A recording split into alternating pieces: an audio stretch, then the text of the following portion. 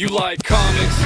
You bet we do. How about artwork? Yeah, we fucking love that too. You like movies? Whether they are old or new. How about streaming? We watch that fucking shit, it's true. But it's comic book art that gets us all fired up for the all-time great. So let's buckle up. Hear me out, I'ma tell you how it all goes down on the Blacklist Underground.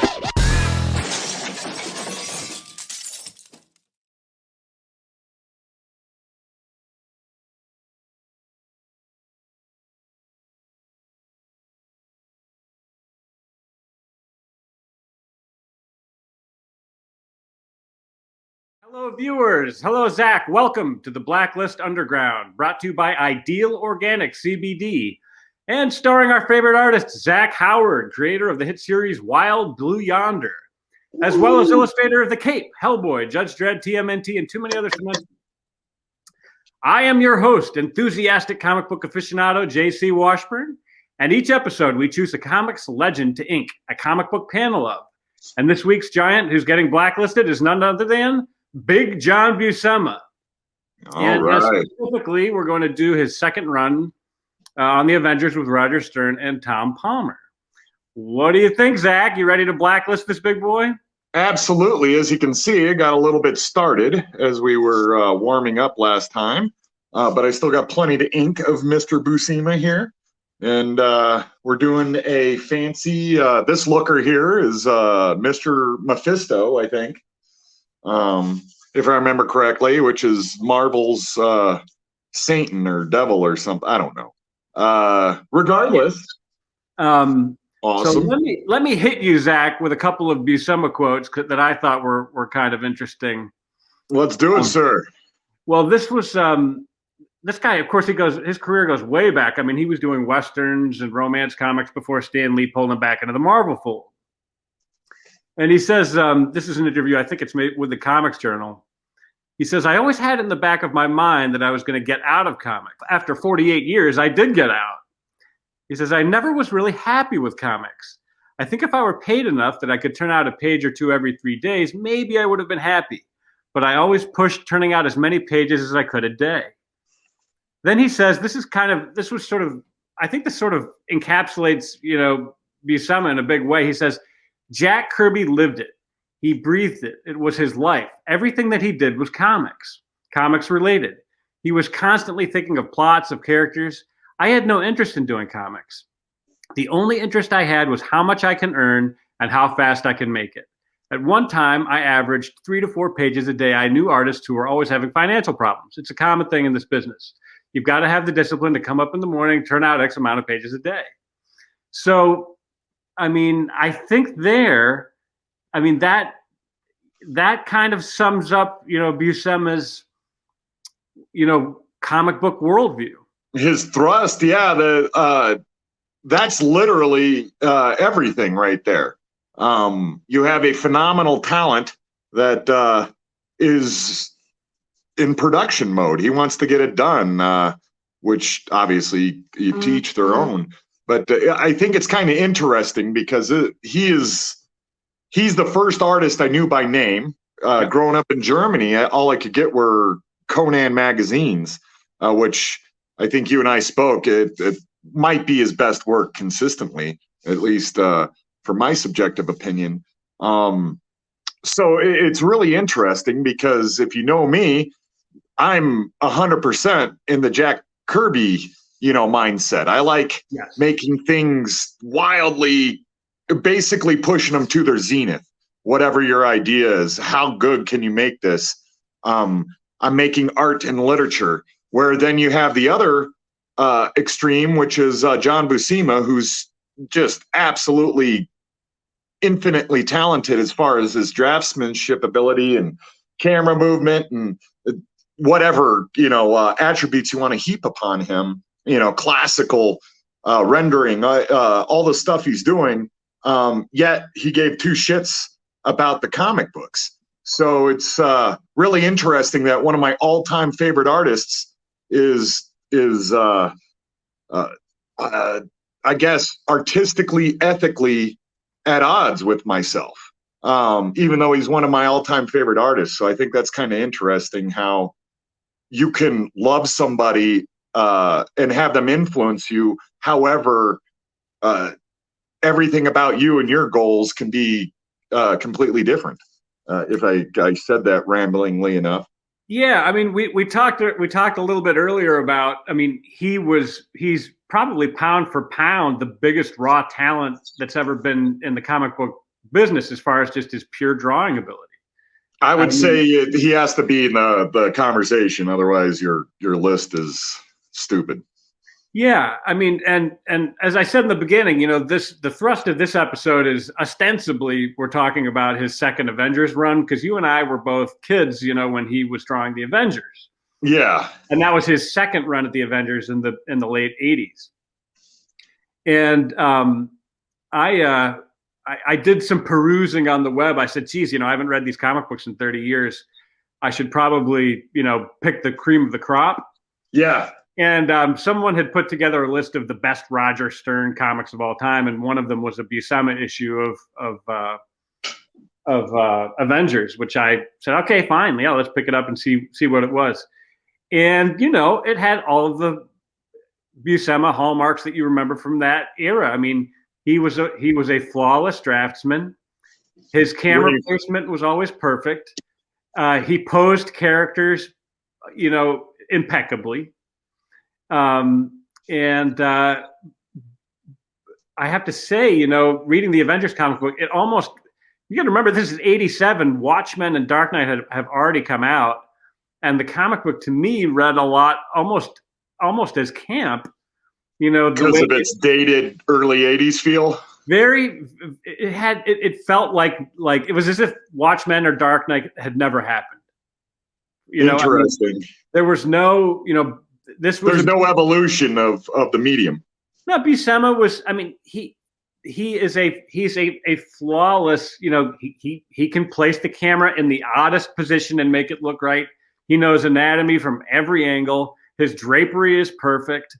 He is as beautiful an artist as you can find. I mean, Stan Lee called him the Michelangelo of comic books. Yeah.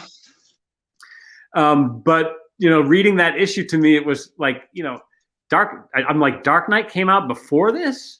Yeah, it doesn't feel right in the timeline of history, does it? No, because, I mean, you and I have done a few episodes now, and, looking at this in the evolution of episodes, so far we've done Mike Zeck, who is obviously post-Buscema. He was sort of the next round of artists. And then we did Frank Miller doing his first round of Sin City, the Marv issues. Yeah. And so it was, for me, it was kind of a culture shock to have been reading Sin City and reading Craven's Last Hunt, both of which are complete trips. I mean, you can't put Sin City down. I mean, if you get 10 pages in, you have to hold all your calls for the rest of the day. Yeah, it kind of takes, or at least I think we discussed that. It just or at least me, it consumes me, stories like that. Totally consumed. I wasn't going to be able to go to bed without finishing that comic book. And Craven's Last Hunt, although it wasn't, it doesn't follow the same kind of a track as a Sin City, of course, but it was really something different and something singular. I mean, there was a lot of really hallucinogenic imagery and a lot of kind of trippy. The storytelling was very imaginative. I mean, for a guy Mike Zeck who had drawn Secret Wars, all of a sudden this was next level stuff for him. Yeah. Probably his best work ever. And then just to pick up, and this doesn't take anything away whatsoever from Buscema, because I absolutely love Buscema. I can look at his comic books all day. Watching you ink him right now is absolutely fantastic. But he definitely had a low gear, and he was not. He had that factory setting. Just put the spindle in the box, right. And which is plus and minus. People like that fast food mentality, at least here in America, for comic books. So John Buscema in that aspect was phenomenal, because every month he could have at least one John Buscema comic book often in his career, as opposed to, say, somebody like Barry Windsor Smith, where you get maybe one every other year or something, and one of the brilliant things about this medium is there's room for all sorts of level of thought as far as literature and art execution is concerned with comic books. But I don't know. John's a really interesting one because he has all the talent on earth and lacks the obsession of like the medium I have. But what he does is it's just unarguably excellent. I mean, how do you not love John Buscema work? Go pick up Conan the magazine, and he's fighting ninjas this week, and he's fighting, a snake lord that next week, and everything is brilliant. You feel like you're in that world almost, even though it has a hint of camp. It's also still magical, like the old Robert E. Howard books. It kind of harnessed that, at least for me in my young, stupid mind. And he didn't, and I should say, as we're focusing on the Avengers stuff, which to me, I guess you would say was workmanlike for him, and again, not to take away from the guy. We gotta make sure people understand we're celebrating and dissecting a creator's career. We're not taking a big shit on him, but we want to get all the information out so we can speak intelligently and deeply about their art. Otherwise, I don't think you're really celebrating them. You're kind of just sucking their dick live on air, which there's enough of that out there. He was a big man. Sorry. They called him Big John Buscema, and that was not by accident. Yeah. But let me, and I should say, like as you mentioned, his Conan stuff really did take it to he had another gear for Conan. I'm going to pop some drawings up on the screen there if you want to take a little gander. Oh, yes. You can see this is not what you were getting from an Avengers issue. Yeah, that's a really interesting page too. It's that big European kind of format, and what a beautiful page there, JC. Yeah, I mean, I just wanted to show. That I just wanted to show that Buscema did have other gears, but I think the best way of explaining it, I could read that Avengers story, and when I was finished, I remember thinking to myself, there was nothing of John Buscema of his personality in that issue. He's a movie, it was like he had directed an episode of a TV show that he didn't care about. And that's the problem I have with this fucking industry, is that mentality. Not that there isn't room for everybody. It's just everything eventually evolves to that because of the apathy of humans mixed with, arrogance and justification of one's own mentality and philosophy and application as such, within their career. But I get so goddamn tired of people just, get it done. And I worked on so many books like that, and where I'm the only person literally trying, everybody else just hammering a check. So I guess I don't know what my point was, but man, I'd be fucking pissed if I was working with John Buscema. Not because I don't love his work, because if he brought that mentality in and I'm given 100%, I don't have a patience for that. And that's always been a problem in my career. My love of the medium overrides production. And I think there's a balance of the two that's greatly missing in American comic books. Did you ever see that Saturday Night Live episode where Steve Martin does the whole routine about how he's not going to phone it in? Yeah. That's an interesting analogy, because you get to the point in this industry where there's a few people that just straight up admit to being a fucking factory. And there's this crazy thing. You can be a factory worker on one job and an artist, creator, you can create art and literature in your next job. It's really interesting like that. However, I think people get really comfortable because this is just such a hard, shitty job. And you're slaving away usually for men of low moral character. I can understand people just saying, fuck it, put the spindle in the box. Let's get this shit done. It's some crappy Avengers story. Just pick a book. So I don't want to shame somebody's favorite book, but whatever book he wasn't into, you just get competent John Byrne rather than inspired John Byrne.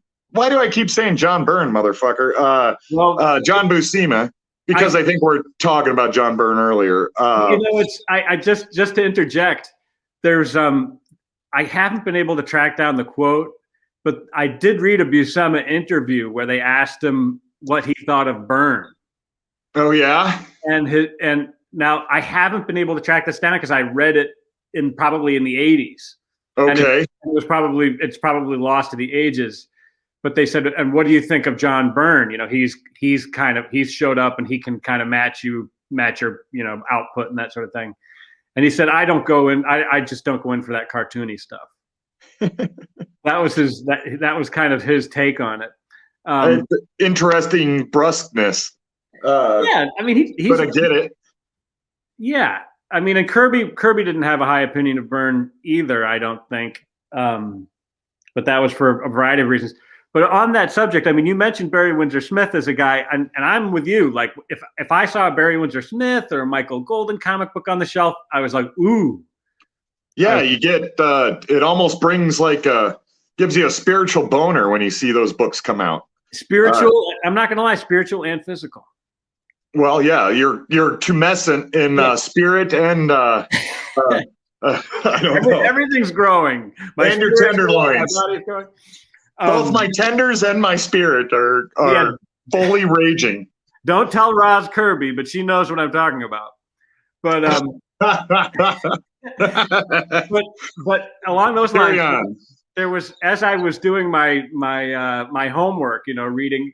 I mean, I've read all of the Buscema interviews over the years, but as I was sort of doing my refresher last night, there's a pretty well-known interview here where Barry Windsor Smith name checks Big John.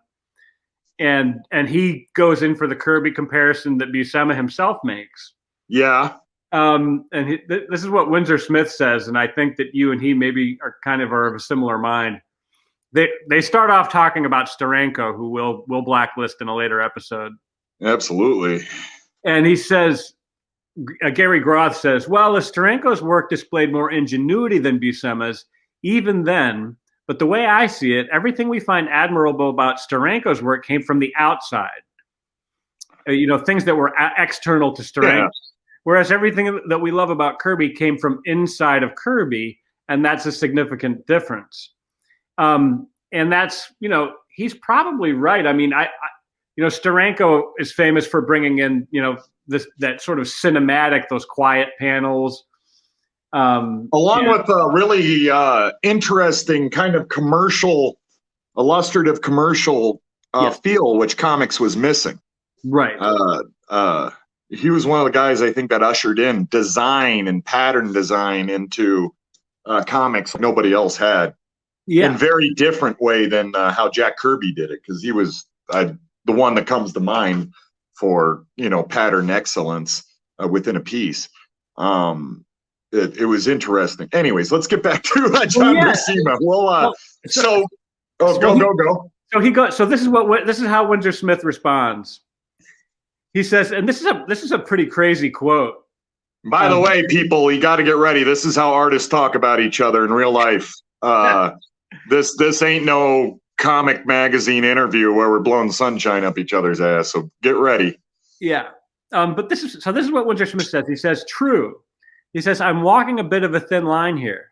Now, John, who was a very good draftsman, was the most feted penciler in the comics industry and that they had seen at that time.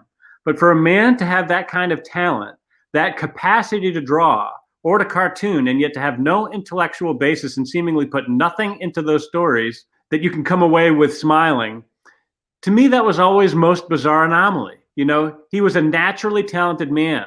I always compared him to Paul McCartney, where Paul McCartney was obviously the best musician in the Beatles. There was nothing he couldn't do, He could play most of the instruments. He had a fantastic voice. and regards quality and range. He was a terrific writer. He was all around top notch. And yet, Paul McCartney's work is vapid. He wrote some good tunes every now and again, and I have to admit that Hey Jude was like God was sitting on his shoulder. But he gives you nothing. And then Groth says just fluff. I disagree with that personally, but anyways. Then Windsor Smith says, he's like the sweet tooth of music, and yet his partner, John Lennon, who could not play as well, could not sing as well, wrote some very good songs and really wasn't as prolific as McCartney, but he was like Kirby. It still stands up because there's almost an inexplicable value to what he was doing. I say inexplicable, but you could always try to point out what it all was. But to a degree, it is inexplicable. It's a vision as long as you've got vision. As long as you've got a vision and you can send it out, you can project it. That's what Kirby could do with a poem. That's what Lennon did. It's what a lot of people did. I'm just using two popular icons right now. So in the case of Buscema, he could certainly draw the human figure finer than Jack Kirby, but there was just no valid intensity to what he was doing. It was just pap. And now, just recently, I heard that Buscema has retired. It took me a few seconds to understand that. How does an artist retire? Blah, blah, blah. But that's Barry Windsor Smith's take, which is hard. Well, I'll let you finish, and then I'll diarrhea these thoughts up for us.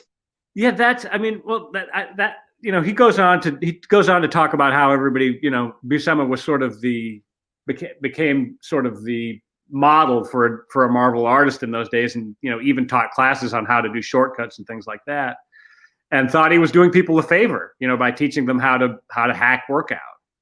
Well, in a way, he's doing them a favor for Marvel. Marvel's in the job of making as many comic books as possible.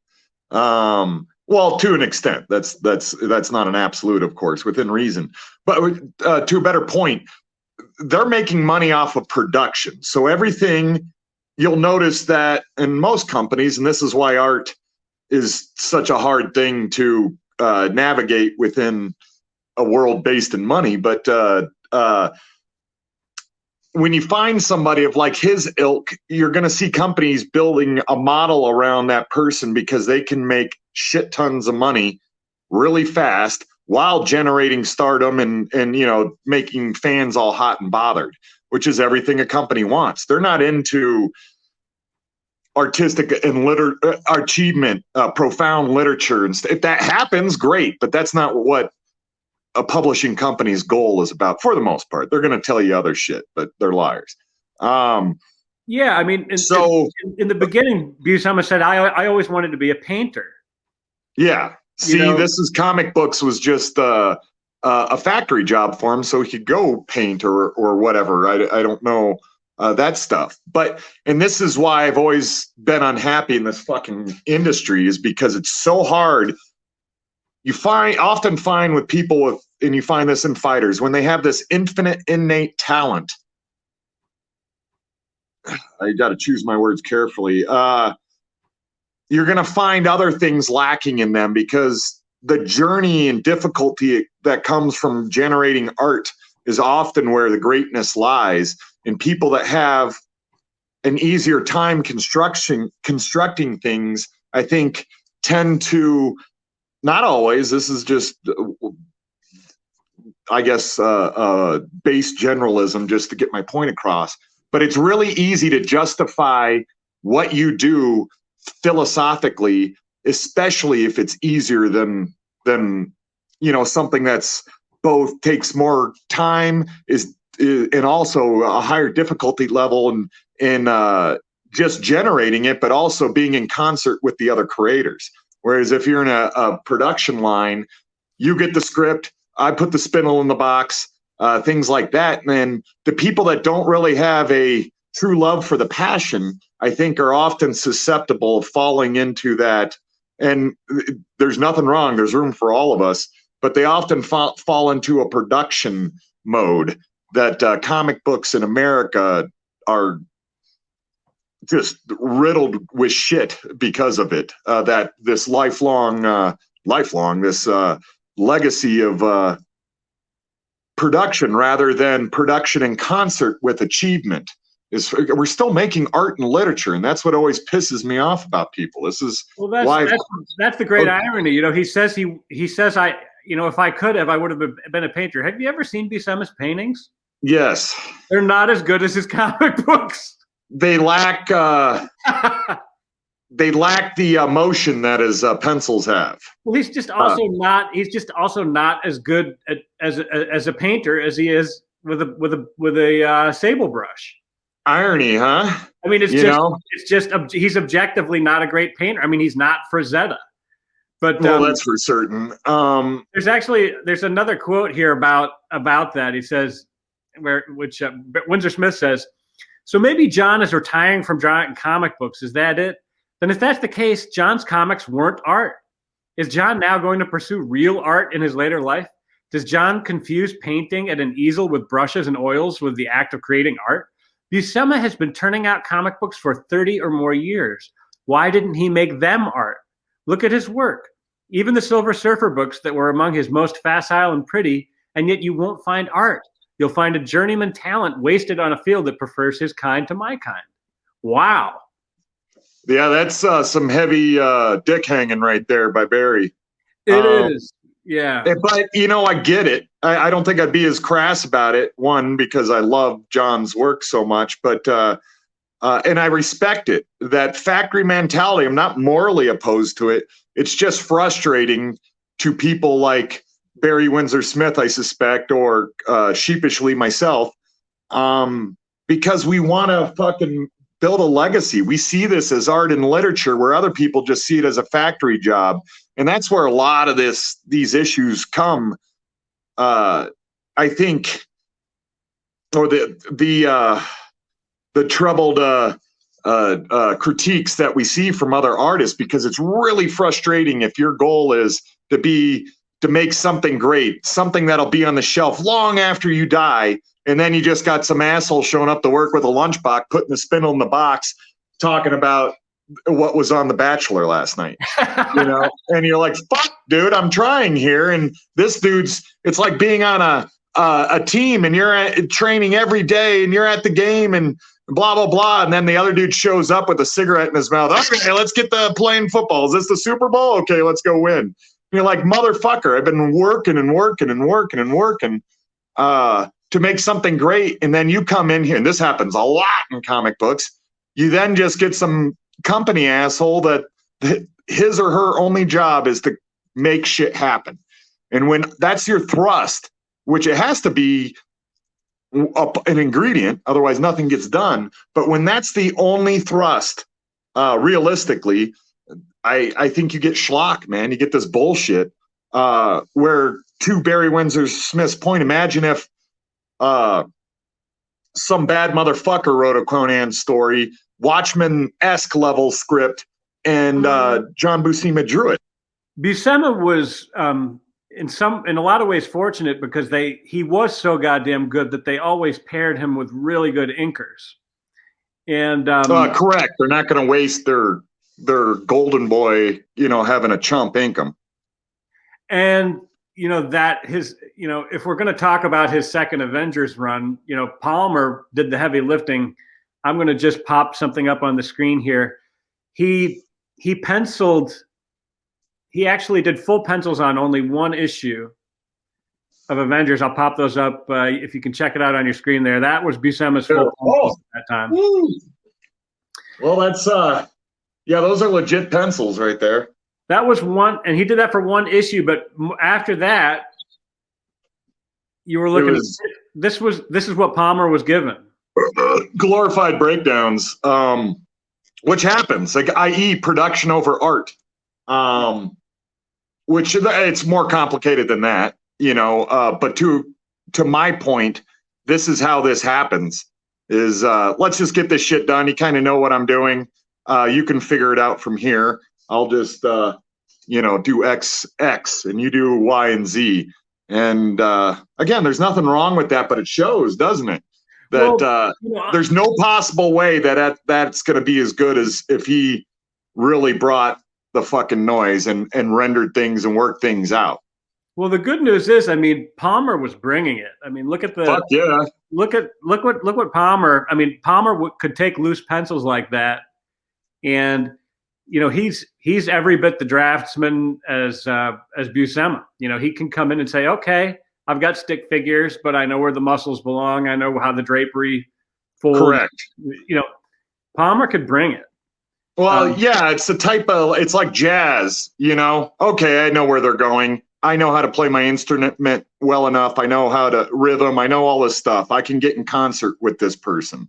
And that's kind of what it becomes, is this loose jazz, you know, which is good and bad. Greatness can happen there, but also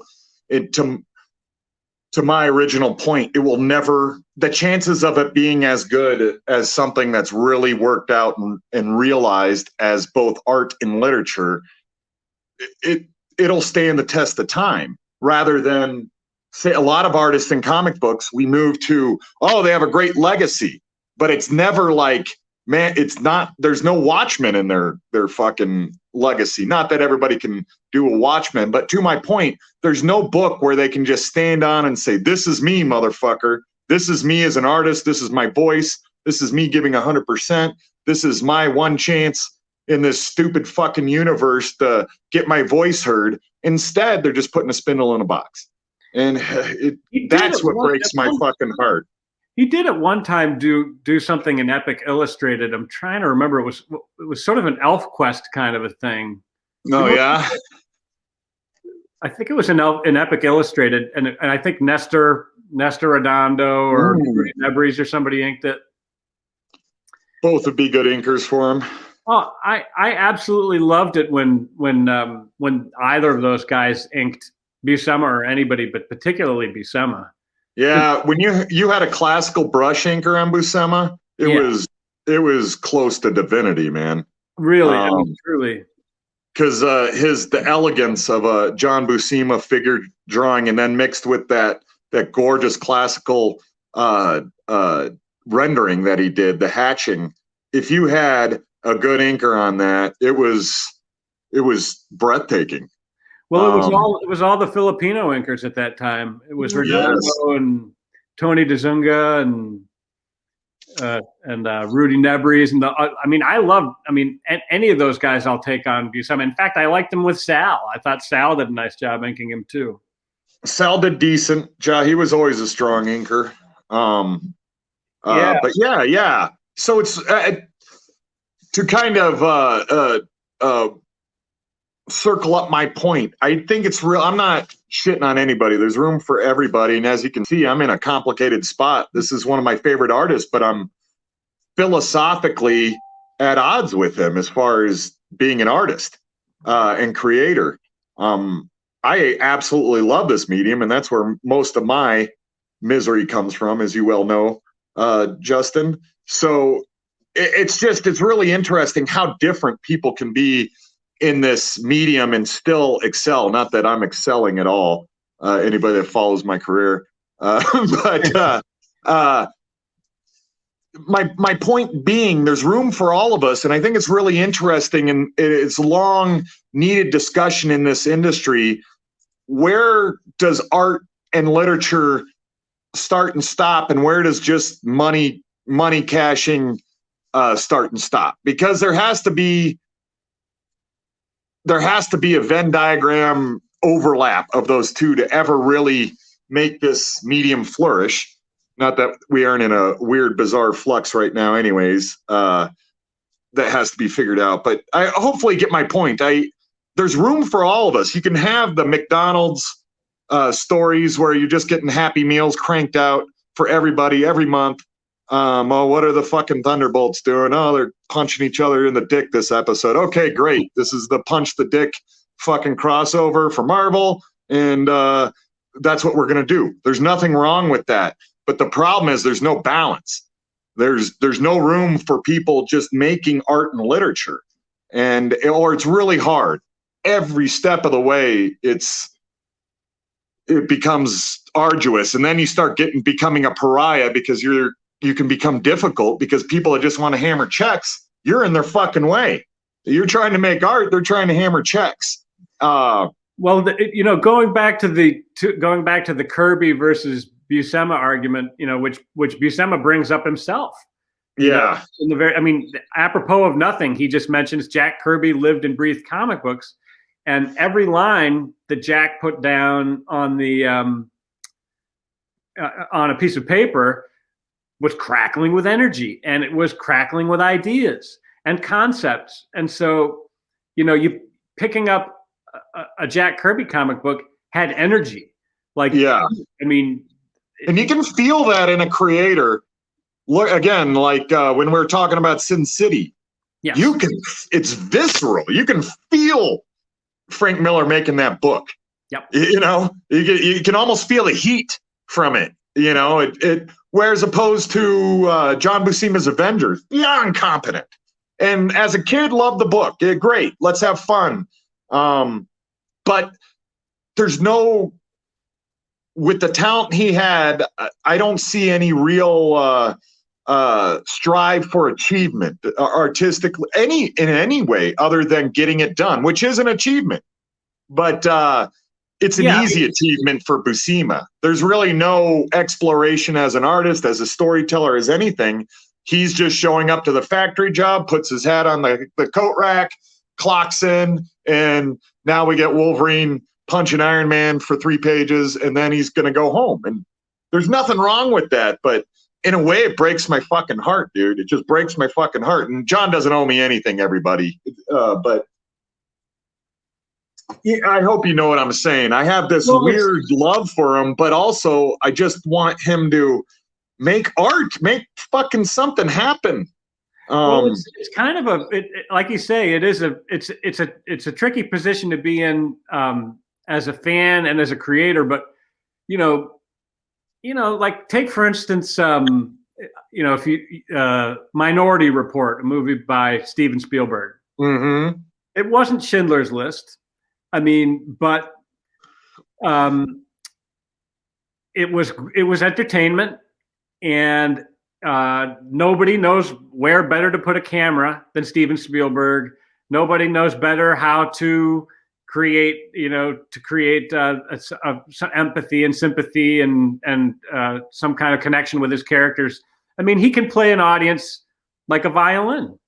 True. I mean, that's just what I mean. Spielberg, you can hand Spielberg an 8mm camera, and you're going to get something. And he'll create something that is eminently watchable. Is it going to be something that qualifies as art every single time he does it? Probably not.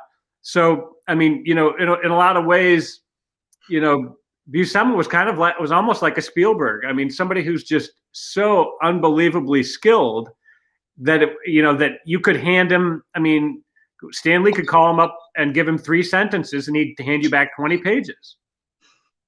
Yeah, it's Spielberg's still a creator. He creates stories, but I get your point, and there is some valid.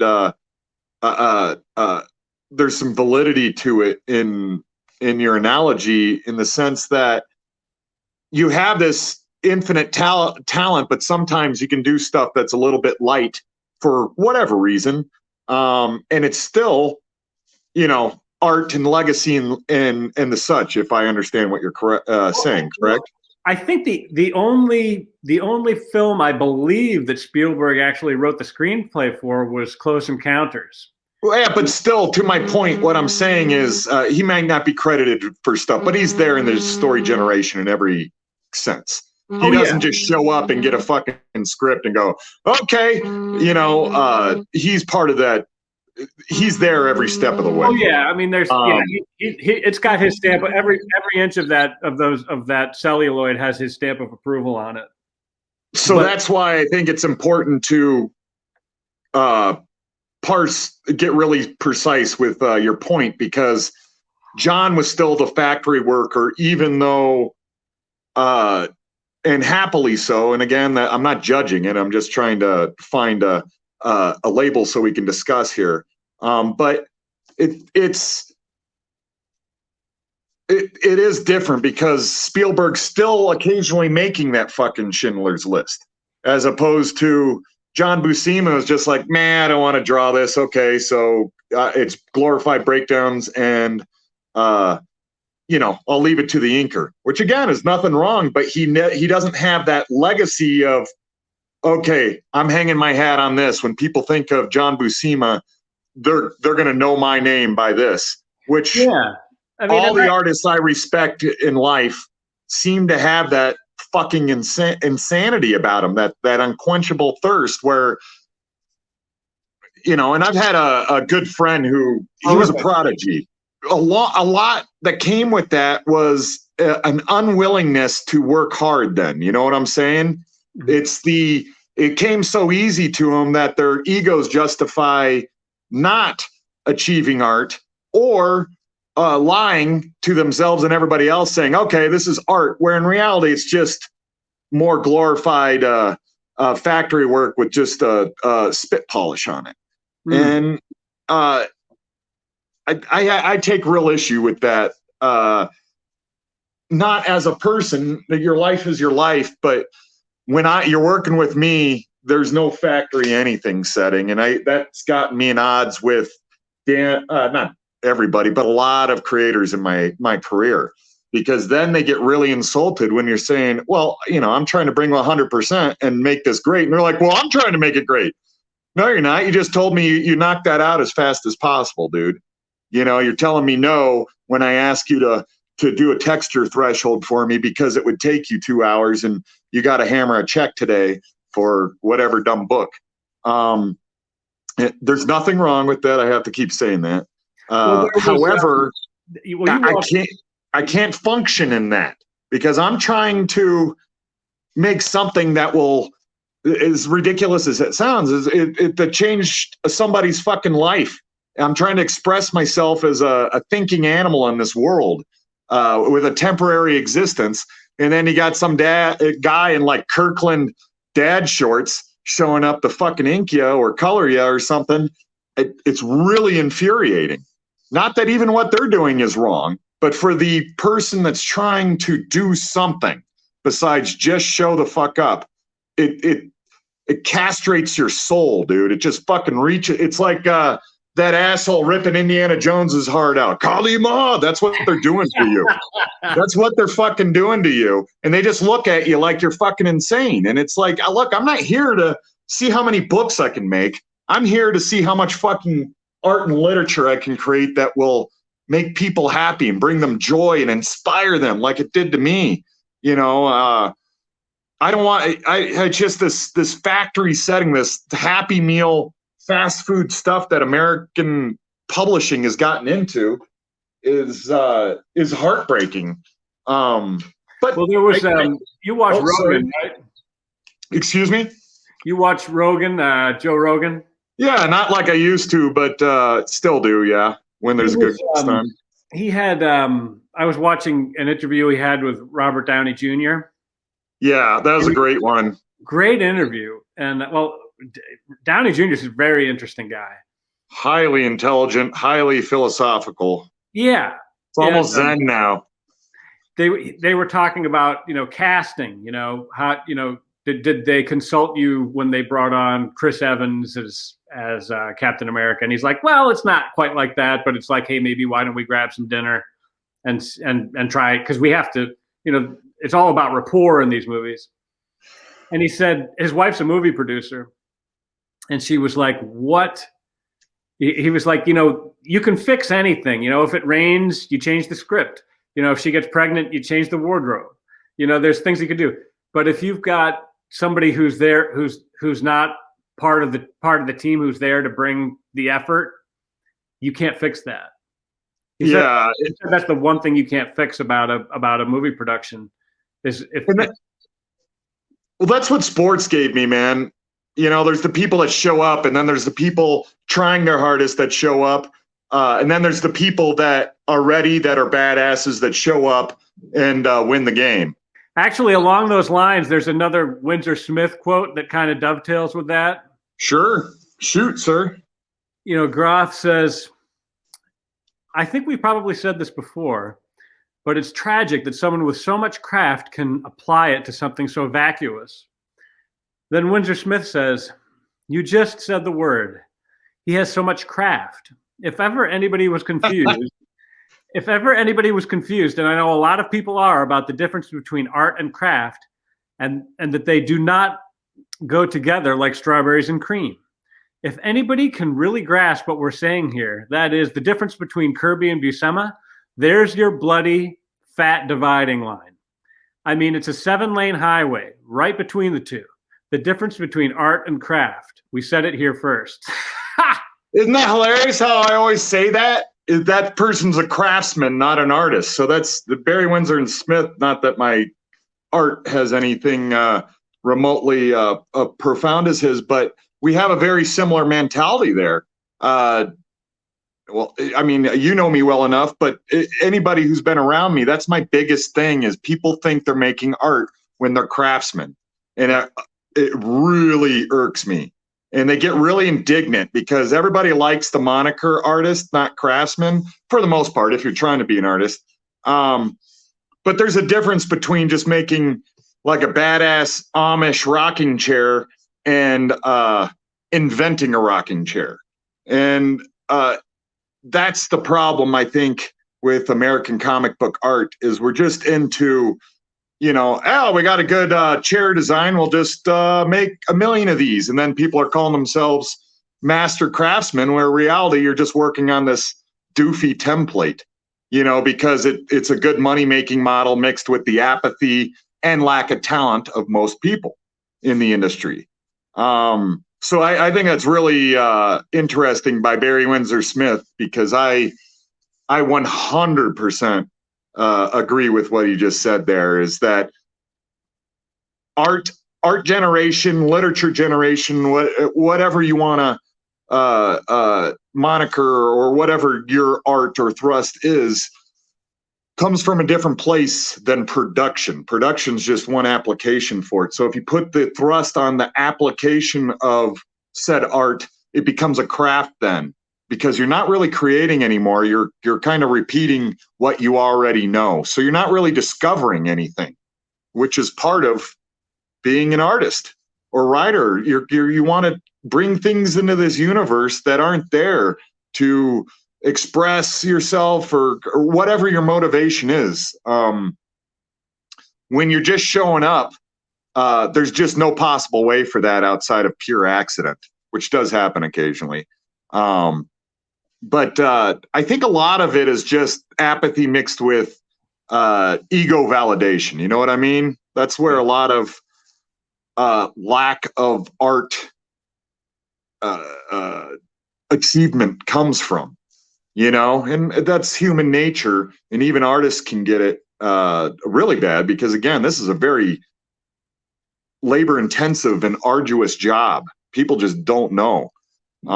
Hell, you love comic books, and you probably don't know like how hard it was for me to do any fucking comic book. You just like the end result, you know, and and there's nothing wrong with that. People don't need to know how hard everything is to appreciate it. You know what I'm saying? So that's not my problem. Is if people understood, like, hey, why?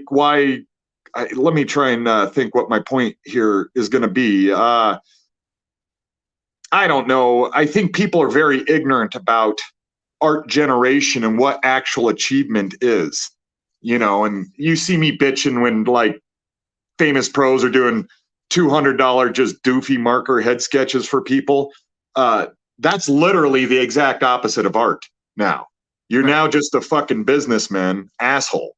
And I don't respect that. Hey, go pay your bill. I respect that, but I don't respect you as a fucking artist anymore. And we all have bad moments or need money and da-da-da. I'm not talking about that. The exceptions. I'm talking about the rule where these people just show up at a con, $200 a head sketch because they're famous for reason X or Y. And it just becomes, again, like it's no different than those washed up actors you see at cons just sitting there and you get $20 signature. There you go. I was Buck Rogers' fucking gimp. Remember Me from 1981, outstanding. $20, please. Well, it was. I had never, you know, when I was a kid, comic book conventions were comic book conventions. Yeah, and you might have a couple of Star Trek or Star Wars guys hanging around, but it was mostly comic books. And then that changed at some point. And now, you know, I went to the Boston one a couple of years ago when Mignola and Art Adams were there. Yeah. And they had a whole and at this point, like the comic book artists are now all friends with the washed up the actors. Yes. They all go to the same cafeteria. Well, you're all in the same green room, man. You rub shoulders with these people. And I've never had any interest in like, the town I grew up in has a famous theater festival. It's called the Williamstown Theater Festival. And every summer A-list actors come here every summer and put on plays. And people come up from New York and upstate and Boston and pay big money to watch these guys put on plays in the theater. Fantastic. Well, I mean, they're just, I look out I'm sitting in the pizza place playing Pac-Man and Sigourney Weaver walks by. Or I walk into the newsroom and there's Rob Lowe reading Conan. That'll be comic book green rooms, and like if you go to like Calgary or something like that, where everybody looks for a refuge. Yeah. You'll be literally making tea and grabbing a banana next to Star Trek Actress X or something like that. Yeah. It's kind of interesting, just seeing them being a person. But that being said, I'd rather meet John Buscema or, whatever talent du jour than some washed up actor in a green room at a comic book convention they don't even want to be at. Yeah. So I'm the same way. Like I walk by they had, I don't know, I think Travolta was there in Boston. Fantastic. I was just like, what do I care? I mean, I can go hang out with Arthur Adams and Joyce Chin for 2 hours. Yeah. And watch Arthur Adams draw, for God's sakes. Or freakish, yeah. They're both excellent artists, so they're both fun to watch. Joyce is a riot. I mean, she just never met her. Never met either of those. You know how I feel about meeting my heroes. I just fucking walk away. She should have a talk show. I mean, she's hilarious. Awesome. Well, what are your thoughts on? You've heard me. To the fans that don't know, JC and I are very, very different people, and we have a good time discussing. JC has a good time of exacerbating me about art and art generation and achievement and what means what and parsing all that out. And it's been really interesting how differently we feel about art generation, art achievement, things like that. But we do have overlap. So it's been really interesting, like explaining my position to you, because I'm a fucking alien to you as far as comic books are concerned. And I think that's part of the reason we enjoy speaking to each other. Well, one of the things that I sort of learned today, through this Buscema discussion and this sort of, art versus craft. Yeah. And by the way, everybody, this is all subjective. So, don't hyperventilate. If you feel differently, you're allowed to. Though I'll make fun of you. You're allowed to. But here's what it got me thinking about. Sure. Because then I started sort of brought Spielberg in, and I said, in a lot of ways.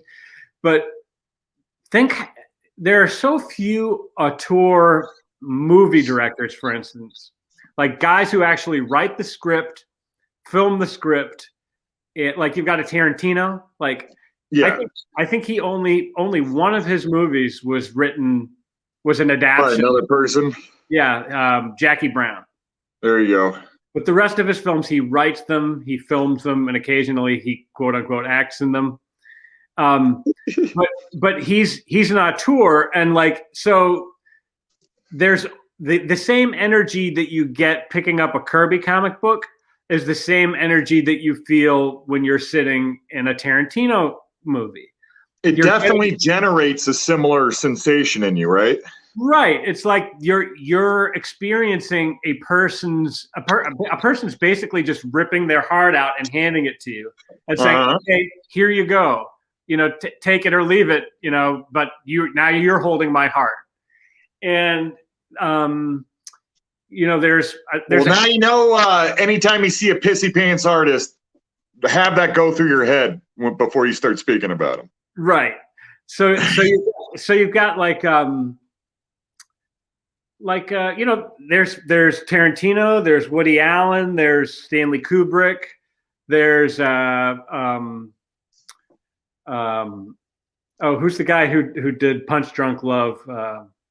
I can't remember. But to your point, I get your point. There's people that generate the entire thing, and then there's people that just walk in and say, "Okay, I can direct this pile of shit." Right, but there's that. It's all coming from the same place. You know what I mean? It's like, and it can be a team effort. Like, you could, if you read an issue of Saga, you can tell every issue that is straight. There's love there, right? They're trying to do something.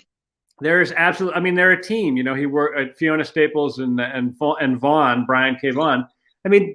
Those things are just bursting out of those creators, when they work together. And you can feel it when somebody's trying to do something rather than just show up, right? Yeah. It's a different energy. Yeah. And so I think whether you like it or not, it's a different energy. It's profoundly different. Totally different energy. And like we talked about with in our first episode with Sin City, it's like that paperback that's over there on my spinner rack that everybody's jealous of, I'm sure. That comic book crackles with energy, when you hold it in your hand, and you literally you can't deny it. There's something there when something didn't exist before that thought, and then they had the fortitude to work through it and actually make the vision happen rather than get it done fast. And I got a great idea, I'll just get it done as fast as possible because this is comics and we got to have shit done in 3 minutes. Otherwise the Wendy's fans fucking get all upset and don't buy Marvel comics anymore and blah, blah, blah. And every once in a while, there's a disturbance in the system and something pokes through, right? The Watchmen ends up or something like that, or Sin City. Yeah, well, like Casablanca was a B movie with a script that had been laying around that nobody thought anything of, and if you watch, have you ever seen Casablanca? Of course. Fucking movie's unbelievable. Truly. And it was unbelievable by accident. Like it just, it just happened to work. It was perfectly cast. The cinematography turned out to be perfect. But that was a B low budget movie that with no expectations, and people still watch it and talk about it. Yeah. Serendipity can happen. Lightning in a bottle can happen in a lot of different situations, I suspect. Then. Oh, totally. Look at the BPRD, the Hellboy BPRD run by Guy Davis. Yeah. And Arcudi and Mignola. Talk about lightning in a bottle. Guy Davis, to me, I looked at him and I said, boy, that drawing looks so crude to me. I don't know if I can, I don't. Then you start to read it and you realize, oh, this guy's. He's a fucking storyteller. He's a fucking storyteller, and something about the sum of the parts there being greater than the whole. Holy fuck.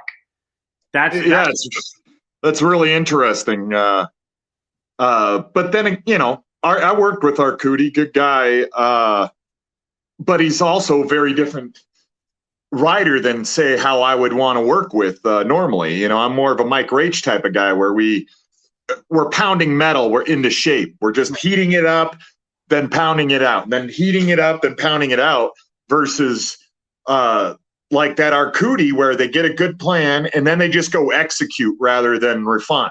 Right. And there's nothing wrong with that at all. Especially with those supreme talents. However, that's a good example of how different I am from my art generation versus somebody like those two, which are going to put less time and thought into the actual generation of whatever they're making, but it's still fucking great. So it just shows you effort doesn't mean value all the time, is basically what I'm trying to say. Yeah, when you put the right talent together and they click, You can get Led Zeppelin all of a sudden, right? You get Led Zeppelin, you know. I mean, I was watching a Foo Fighters interview on Stern yesterday, and they brought in Pat Smear for the second album. Yeah. For In Utero, which I loved. It's my favorite Nirvana album was In Utero. It's a good one. It's heavy. And so they bring in Pat Smear, who had been with the Germs, which is a punk famous punk band, everyone. And they said, Pat Smear said that he Grohl was like, well, they like, no, we didn't audition Pat Smear. We asked him if he wanted to be in the band, and he agreed. You know, it's like there wasn't an audition. We knew he's Pat Smear. He's fucking a stud. Yeah. And he said that Pat Smear said, and he said he walked into the room and he was the best. He was by far the best musician in the room. And then Smear says, actually, I'll tell you a funny story. He goes, you know, Kurt and I walked into, you know, a dressing room or something, and Grohl was sitting there and had picked up Kurt's left-handed guitar and was playing it, you know, masterfully. Yeah. And we both walked out and said, he's the best guitarist, and our drummer is the best guitarist in the band. Occasionally, every once in a while, the Factory puts out something pretty fucking dope. It can come together occasionally. They barely. I mean, it always inevitably falls apart. You know, they bring in some shitty inker. Or they don't care about the writer, or the artist leaves, and then it's like when successful sitcoms suddenly bring in a baby. Oh, right. You know, it's like the show's over now. You know, I did read an article one time about sitcoms, and it's the same thing. You know, the writers come on, you know, and they have like a 2-year contract. Yes. And the show, you know, the actors all have a 5-year contract. So, you know, the writers on Friends, the first couple seasons of Friends, all get hired, you know, start by somebody else who are going to pay them way more money to do their show, and they leave, and all of a sudden, you know, Friends has got to find, you know, have got to replace those writers. You know, well, nobody told them that it was going to be this way. No, that was. You're supposed to clap, dude. My job's a joke. I'm broke. I'm trying I like to eat Cheeto or Frito Lays or whatever the fucking song goes. My love life's DOA. My love life's DOA. Oh, sorry. I like to eat Frito Lays. That was the. I think my butt is in second gear. The guys who did that song actually had a real hit song other than the Friends theme. I saw the video and it had all the friends in there, just like, I don't know. They're probably just coked up and bored the fucking day, but they're like playing the tambourine. So I did see that band, whatever it is. Yeah, oh, you know what it was? Remember that song? It went, baby, that's just the way it is, baby. Remember that? That was the Friends theme group, but they make more money from Friends music. Baby, that's just the way it is. What a lazy lyric. But that was, you know, that got them the Friends theme. And well, they bought a house and they're probably happy. I hope they are. I was driving yesterday and some Counting Crows sound came on. Oh, I'm sorry. And it occurred to me that the lead singer of the Counting Crows dated both of the Friends girls. Oh, he was a cocksmith, dude. He banged both of them. If you look him up, he banged like half of Hollywood.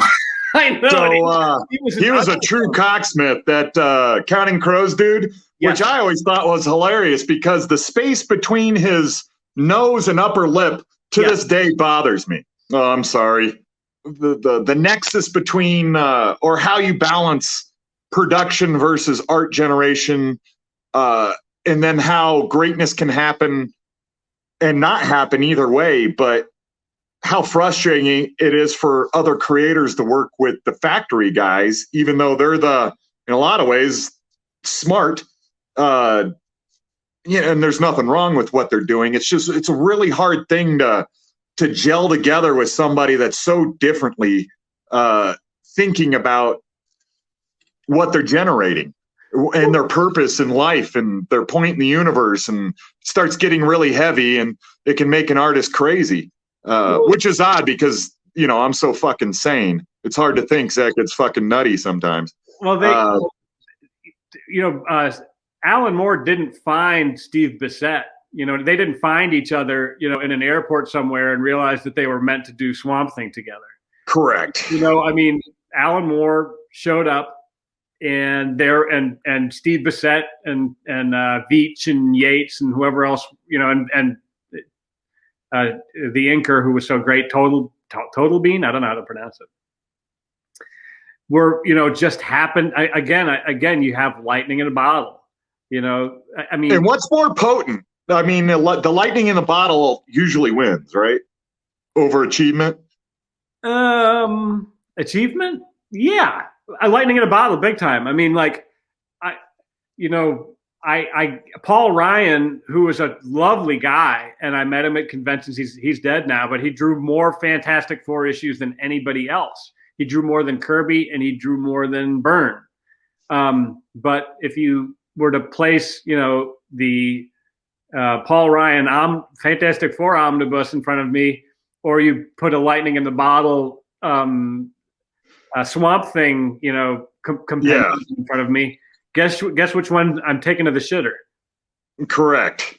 So that's an interesting thing too, to where it's,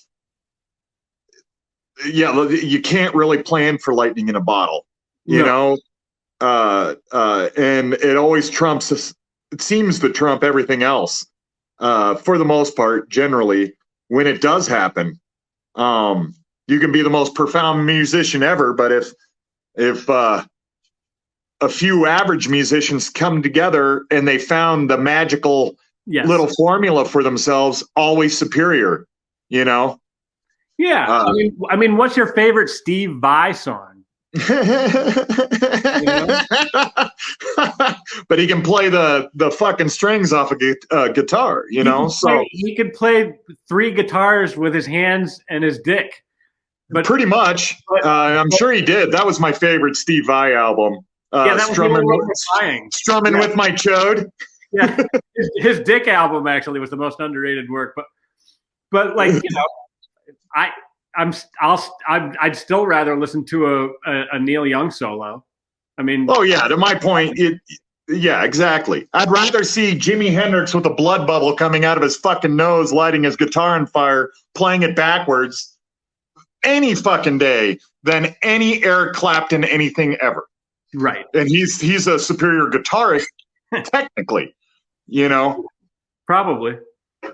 Well, as far as just, you probably won't find a guitarist that doesn't think he's a superior guitarist, but Jimi Hendrix was a superior artist. Right. You know, he was trying to do something, you know? Somebody came up to Clapton and they said, what's it like being the greatest living guitarist? And he said, I don't know. Go ask Prince. That's great. Yeah, Prince was highly underrated. He played like 20 instruments and shit. The Clapton's girlfriend, Patty Boyd, had been with George Harrison. Yeah, they used to call themselves like husbands-in-law or something like that, I think. Right, and these guys were like best friends. You know, Yeah, that's hilarious. Hey, dude, I wrote a song about your wife and how I want to stick her. You want to be buddies? Yeah, Patty Boyd. Layla's about Patty Boyd. Yep. But there's a one of the Patty Boyd wrote her biography. And she said that at one night the guitarists actually squared off and had a guitar battle. Oh, awesome. to see who would be Patty's. Who has the biggest dick? And according to legend, Clapton won, but. He's just such a profound talent, but I never, other than Lay Down Sally, I don't ever need to hear a fucking song by you, dude. I like Promises. I think that one's got good lyrics. Well, I'll allow you to like that. But you know, that's an interesting point. I think I brought up the difference between a Jimi Hendrix versus an unbelievably proficient guitarist like Clapton. Yeah. You know, they're wildly different, but they're both phenomenal in different ways. And they do very different things with their music and probably have, you know, obviously different motivations and thrust, you know, for their artistic expression. I mean, it's like you say, I mean, I'm looking at this Buscema. This is a gorgeous drawing, you know, this Mephisto that you're working on. Yeah. I'm going to get it. I'm going to blow it up on my screen as big as I can so that I can really. I'm getting there. Just putting the fire in right now. So it's again, it all comes down to what kind of energy, is coming off the page. And, like I said, to me, when I first saw Guy Davis, I was like, how crude. To me, his artwork looked crude to me. Oh, interesting. And then I started to say, oh, wait a minute. And then this guy is actually kind of, I think he had been a storyboard artist or something like that. That's what sounds right. I'm not 100% certain, fans, but that's what sounds right. And earlier in his career, he had a more detailed style. He had done the Marquee and he had done some stuff at DC, but he's actually a very versatile guy. He is. I actually worked off of his design work on a book called Clockmaker. Oh, cool. Which with Jim Kruger. Hey, Jim, I'm still waiting for my paycheck. It's been 18 years now. Pay up. Regardless, Guy Davis had done some of the clockwork designs that I had to build the city on. And it was really cool to be able to work off of his work because he knows what the fuck he's doing. He really, and it's not like, I can pick up an issue of Ultimates and say, holy fuck, Brian Hitch, Jesus, that just knocked me out. I mean, look at all the detail. It's just perfect. Draftsmanship is off the charts. Great draftsmanship. But then, Guy Davis was just doing it with gesture, just a few lines. He's slinging dick, man. Guy Davis when he draws. He really is. It's funny. I didn't expect to be talking about Guy Davis during a Buscema episode. But it's the interesting thing about production. You found a lane that you weren't really ready for, and that's excellent. A guy that's just his style is construction with a cartooning application that's kind of sketchy, and it works within his storytelling, obviously. But people that are used to the Brian Hitch hyper rendering, which often is just, and people that draw for a living know this. You can hide a lot of things with that type of style. And this is, please do not take this the wrong way. Brian Hitch is plenty profound in his skill set. But my point being is Guy Davis is trying to get the story out where I think Hitch is more in line with, hey, let me impress you by drawing this Captain America sequence really rendered and nice. Yeah. And I don't mean to be speaking for anyone, but that's what I get out of it when I see his stuff. And that's not a judgment. That's just what I see in his stuff is he's trying to make a cool looking story. Guy Davis is trying to tell a story that sticks on the marrow of your bones more than he has more to say other than, hey, look at my badass skill set. Yeah. And he's not, it's just not fussy. You know what I mean? And I like fussy artwork. I like artwork that has a lot of rendering and cross hatching and classic, You better, because look at the asshole you're talking to right now. That's right. I like them both. I can be just as excited by a drawing that's been, like Gerhard from Cerebus, where every single inch of the page is filled. Yeah. Which even Miller had a period where he was doing, where his Ronin stuff was, it was practically Moby-esque in the amount of cross-hatching that he was doing. He was that sketchy cross-hatch he developed for that is really interesting as well, because he brought that out again later in some of the later Sin City stuff. So did he? Yeah. He started sketching. I remember reading, and he was totally into the get the idea out, draw like a child type phase. He was kind of in his Picasso, I guess, type mentality at that point in time. But yeah, he definitely, if you look at some of the later Sin City, he started using the nib in a very Guy Davis expressive way, except it was with reinforced blacks, which Guy Davis doesn't really do. No, I you mentioned it. I can see it in my mind's eye. I had sort of forgotten because I'm only rereading these as we go through these episodes. So But that'll be part of it. We're self-discovering too. not we're discovering, cool things while we're discussing things here, which is kind of neat. But yeah, art is really fucking interesting, and its application in a commercial setting, i.e., right now I'm a commercial artist. Sorry, everybody hit the thing. When I draw comic books, that's a commercial fucking thing. You're trying to package it and sell it.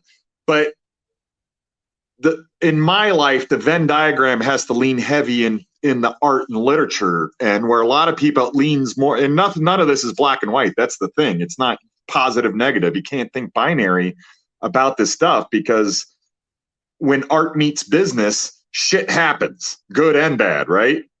More art is created because, as you know, a lot of artists will stagnate if they don't have somebody on their ass, Yeah. I'm somewhere in between on that. I'm just slow. But so there's a lot more art and greatness being generated with this kind of factory poo-poo pee-pee mentality that the comic book industry has, at least in America. However,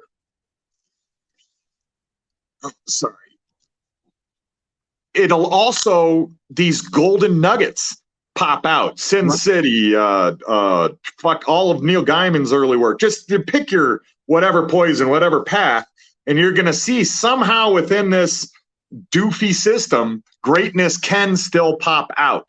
It's just being filtered through a commercial kind of soulless application, because whatever publisher with their dad bod and gunt and braided belt needs a paycheck.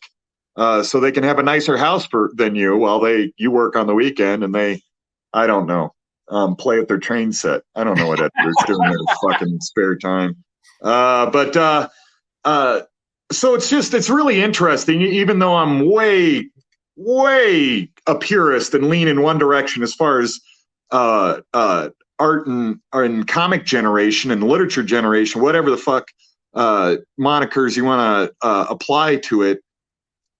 I have to appreciate still the production end of it, because it's the overlap is where you get greatness. It's just some people lean one way and some people lean the other way, but we're all both artists and commercial artists at the same time. We're all creators and craftsmen at the same time. It's the balance is where the art lies, I guess, ultimately. Yeah, and it's really interesting how it's so different, and people make a stringent stand. Like, as you well know me, I'll fight to the death over things I believe to be true, at least. Where other guys are just showing up. Oh, cool, I'm drawing Batman. Okay, Lulu, Batman. Okay, it's interesting how those both can lead to greatness. But I'm wildly unhappy with the production side of comic books.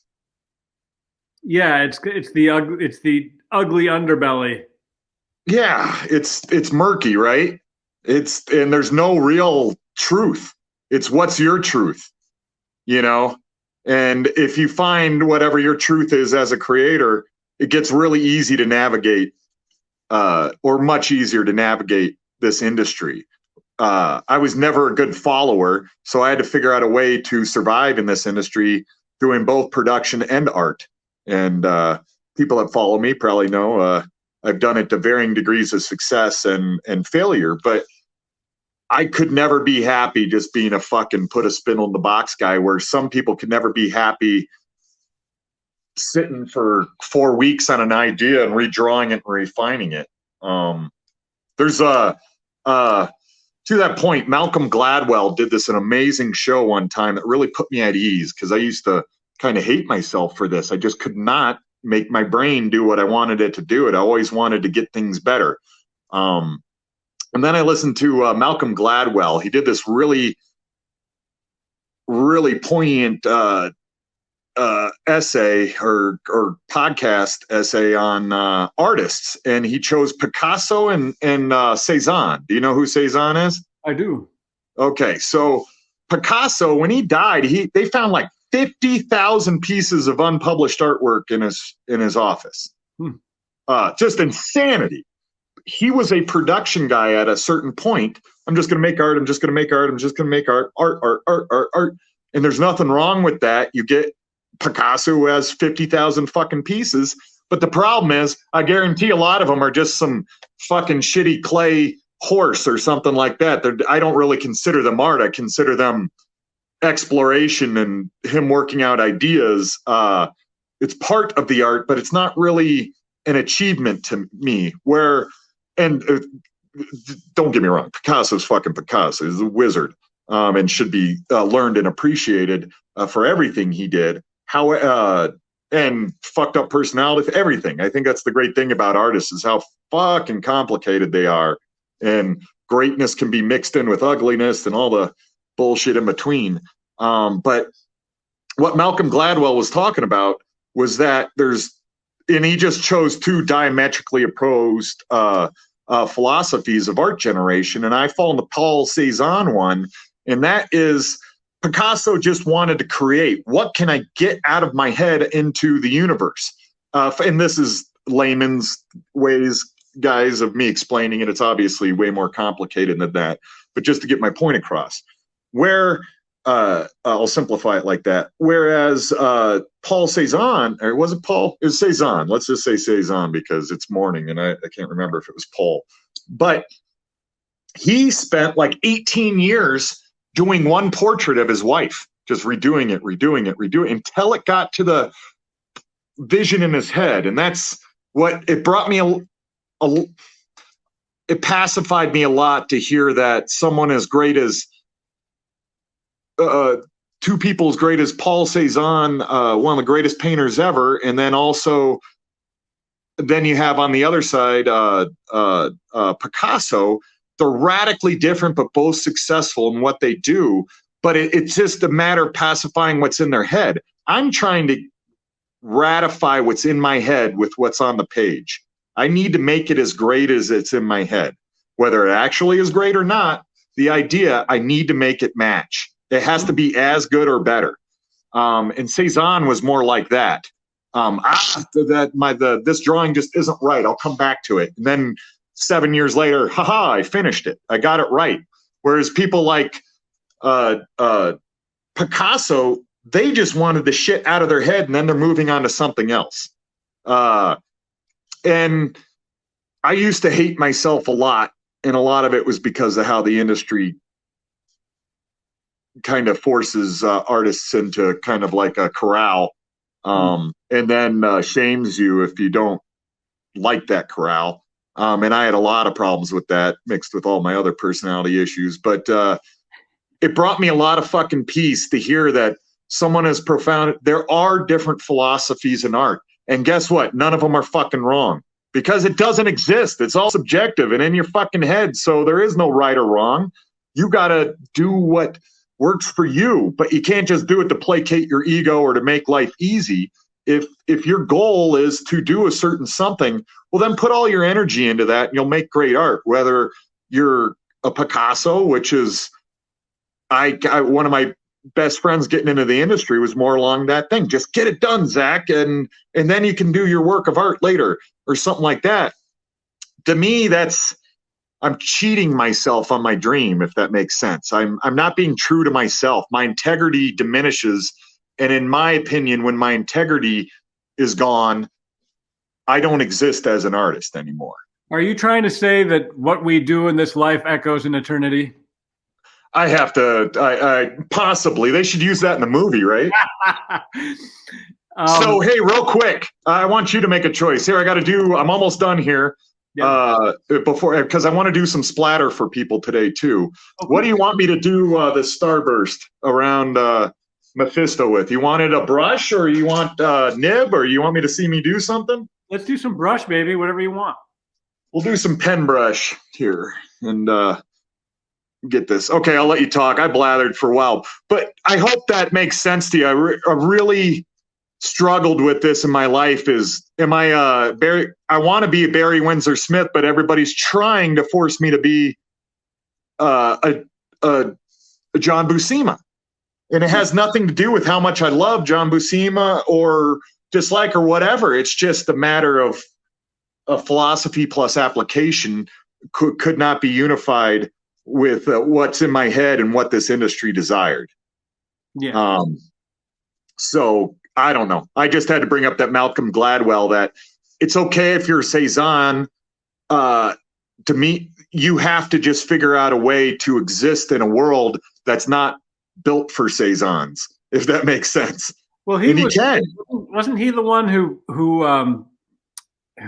put out the theory that you've got to put in 10,000 hours to be an expert in anything?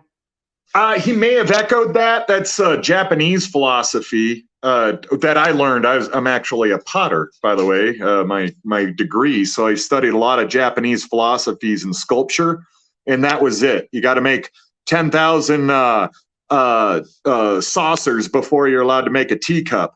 And then you got to make just teacup handles for fucking 10 years. And then, but yeah, it's basically, a lot of people say 10,000 hours, 10 years. I always say it's about 10 years of really doing something before you start to understand it in a way to where you can make it do what you need it to do, rather than just try and be lucky and, oh, hey, it worked this time, or didn't. So, but yeah, to your point, I don't know who said it. Why don't I bother more? The first thing I heard in relation to was music. You know, they said, you know, if you want to be, you know, like the Beatles put in their 10,000 hours, you know, they were playing in pubs, Germany and buttfuck nowhere, you know, and on speed, you know, every night, you know, trying to crank, you know, do 4 hours. Truly doing uppers to be able to do the schedule, man. Yeah. Crazy, huh? And then, you know, they became so good at their craft that they were blasting out albums in 2 weeks, you know? Literally, like, what, 4 albums in 1 year or some bullshit, 2 year and a half or something, when they were at their, you know, really moving along. And they're still listened to all these years later, you know? Yeah, go put in almost any Beatles album, and if it doesn't make your dick hard, you can get out of my fucking life. Yeah, it's hard to think. It's hard to find even a Beatles song that I can't listen to. They're all. I mean, it was just actually, you know, and I think the best post Beatles album was George Harrison's. I thought you were gonna say Wings, and I was gonna have to reach through the internet and strangle you. No, I could never. I could never really get into McCartney. A little bit of McCartney's solo stuff is good. But a lot, yeah, like what was it, Monkberry Wine? There's a few rockin' songs that he had, but most of it was like "Live and Let Die." Well, actually, "Live and Let Die" is one that I can live with. But there was simply having a wonderful Christmas time. I mean, yeah, there's some nuclear shit in there, dude. I mean, what was he? I don't know. Anyways. Drugs are a fucking powerful thing, right? Yeah, I mean, so, but I mean, another example of, you know, they created art that will never be forgotten. So, I mean, those guys kind of fall into what we do. It's seminal, right? Yeah. And it's important to recognize that, like Alex Raymond for comic book art, you may not know who that person is, or you may not be directly influenced by Alex Raymond, but I guarantee you're influenced by some motherfucker that is influenced by Alex Raymond. Oh, that's all. Beatles are the same way to me. That's all Paul Smith eats. He eats it for breakfast, lunch, and dinner. Beatles? No, Alex Raymond. Alex Raymond, if you sleep on him, you do yourself a favor. This was the master. You want to talk about a master draftsman? How many artists did he inspire from, you know, even though Kniff was different stuff, there's, I don't know so much Kniff, but look at Al Williamson, direct. Well, he took over his, his Flash Gordon. Yeah. So obviously he was a student, but there's so much draftsmanship, especially with the inking of like a nib and things like that he brought to this medium with that classic. Alan Davis wouldn't exist with Alex Raymond. Just wouldn't. So do yourself a favor, people, if you don't know Alex Raymond. That is a gift you can give yourself like none other. Oh, that's a little thick. No, let it happen, man. That's the chaos, brother. Well, that's part of yeah, it was funny. I think I was telling you, like, somebody was bitching at me, you don't ink John Buscema correctly. And I was like, this is me creating art with John Buscema, asshole. I'm not tracing him. You know, if I want to see how Kuna or somebody inked them, I'll buy one of those comic books or look at it online. If I want to see what I look like on top of them, well, this is what you get, you sons of bitches. Oh, so all you purists, shut up. Now somebody's going to draw a picture of you on top of Buscema. I'll take that as long as I'm a top. I'm giving it to him. Buscema was a very soft, comfortable guy. Well, I don't know if he was soft. He just kind of knew what he wanted and stayed in that lane, right? No, I don't mean it. I mean physically soft. Oh. He had palm olive hands. He sure did. He was a big teddy bear. So what I'm gonna do for our potential fans is I'm gonna do a little more splatter and sign it, and then we'll put this artwork up at the end of the episode. But how's it looking to you, sir? That is perfection, my friend. I don't know if it's that, but I appreciate you looking. I'm going to do two types of splatter, one with a straight edge to flick it, and then I'm going to use a brush to make dusty splatter. And I'll try and show some techniques on the show, even though these are quick sketches. I can still show some traditional shit that I do. And I'm gonna try to enhance the effect by while you're doing this splatter. I'm gonna go create some splatter in the next room. I'll be right back. Good luck, sir.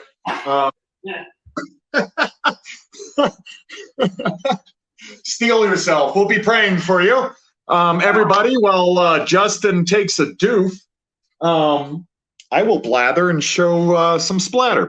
Splatter. I sometimes will use my nail, but that tears it up. But if I really need a directional excellence, like let's do here, see how I can kind of make it go in a direction?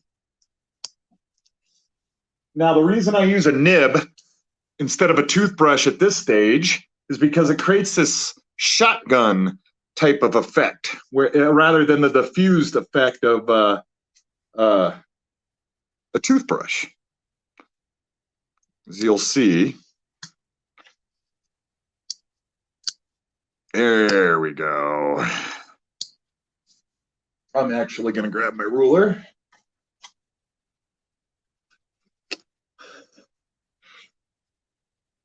You can fuck up with splatter, but it's a little harder. As J.C. said, just let that shit happen. In my own work, I would probably cut this off a little bit. I put barriers, in places that I don't want splatter. But we're rocking and rolling on this show, so we're more Bob Rossing it than Barry Windsor Smithing it, if that makes sense. Happy little trees. Happy little trees. Yeah, get a little Bob Ross in here. I was telling people how I do directional splatter with a nib, and it creates like a little shotgun blast. Yeah. And then I'll come back with a toothbrush, and that will create a really diffuse, subtle look. And I'll show you here. And that's one thing I want to do in this show is show off, hey, I would handle it this way. Instead of using a nib, I'll use a pen brush, or vice versa. Or like in my own work, this probably would have been nib mixed with some brush, but we got production on this show, right? We got to get shit done. So it's funny, that nexus between art generation and... Where'd you pick up that technique, just out of curiosity? Jay Lyston, the inker, taught it to me. You can do it with a nib. I've shown everybody before. If I have to get really precise, this is why I have like a retarded first, like people in the 70s and 80s had that Coke nail, on the pinky. I got an inking nail on this one where it's just shredded to shit. But what I can do with it is you can get really close to the paper and do a directional shotgun blast rather than it just going everywhere. If that makes sense. Very cool. See, let me real quick put some details on these rocks.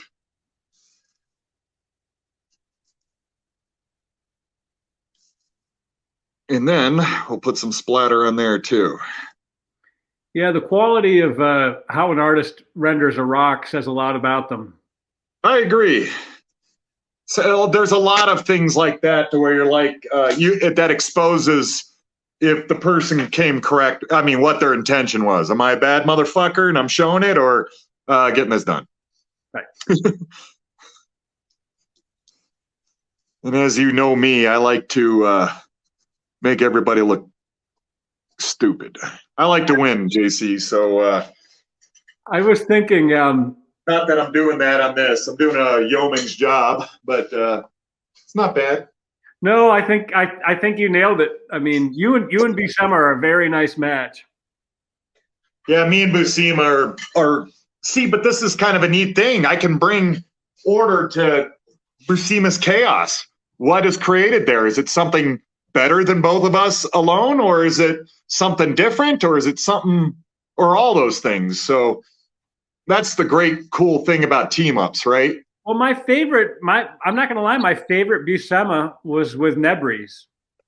I just loved that thick Filipino brush, that Me was too. I loved the disciplined brush over the loose Buscema layouts, and or pencils for that matter, whatever he was doing. And he didn't, his inks. I love Buscema's inks on his own stuff, but again, it's some better than the parts. There was. I agree. It's competent, but not saying anything. Does that make sense? Very much so. We're gonna put a fork in this motherfucker, sir. Unless you see me anything you want. No, I think you nailed it. It's gorgeous. You have blacklisted John Buscema now twice, as far as I'm concerned. Yes, people don't know. We had a few false starts with John Buscema. Oh, you're talking about my Conan I did too, right? Oh yeah, I've got that here in my house. Oh, you own it. I didn't know you liked my artwork, JC. You actually own a piece of mine? Oh, I sure do. It's in the place of honor, right where I made my dribble. That's right. What? Where you applied your own splatter? Yeah, I was applying splatter while looking at your splatter. It was fantastic. So I just want to conclude here just real quick with me. I think the wonderful things about the comic book medium is that it has a breadth of creation and application a few other art forms do. Because it's a commercialized art form, there's all ways to balance. There's no right or wrong way, and there's a ton of ways, or seemingly countless ways, that you can combine them to make a comic book. Of rather, you can go for the fast food and just get it done, and this is what happens in X-Men this week, or you can go, the flip side of that coin, all the way over to an Alan Moore book where it's just planning. So I guess that's the neat thing. And though I get frustrated, that's one of the coolest parts of comic books is there's no right or wrong way to do it. It's words on pictures. And when you have variables that are that expansive, the sky's the limit as far as I can tell. So I think we're good, everybody. Hope that Mr. Mephisto looks good. I'm going to be signing this over to my internet boyfriend, Justin Washburn, to take us out. Hope you join us for everything. We got Rungi coming, doing Frazetta. We're Mazzucchelli. We're doing Mobius. We're doing all sorts of fun artists, and we would like all of you to join us, right, JC? Right on, ladies and gentlemen. We will see you next time on the Blacklist Underground. Bye-bye.